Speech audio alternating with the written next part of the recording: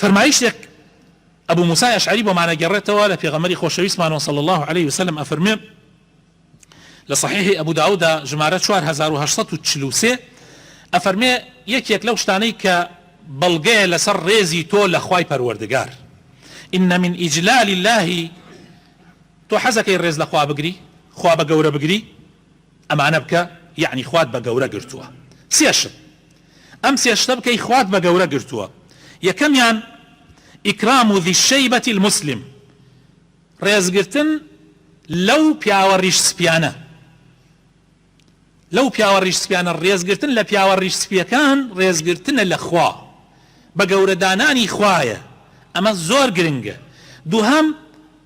وحامل القرآن غير الغالي فيه والجافي عنه ڕێزگرتن لەوانەی کە قورئانیان هەڵگرتووە قورئانیان هەڵگرتووە یعنی قورئان فێر بوون و خەڵکیش فێرەکەن بەڵام نەک ئەوانەی وا زیادە ڕەویەکەن خەڵکێکەیە قورئانی هەڵگرتووە بەڵام زیادە ڕەوی کردوتیایە مسلمانان بە کافرە زانێ بەردەوام خەریکی ئاژاوەیە یعنی قورئانەکەی کردوتە سەبەبێ بۆ لێدانی مسلمانان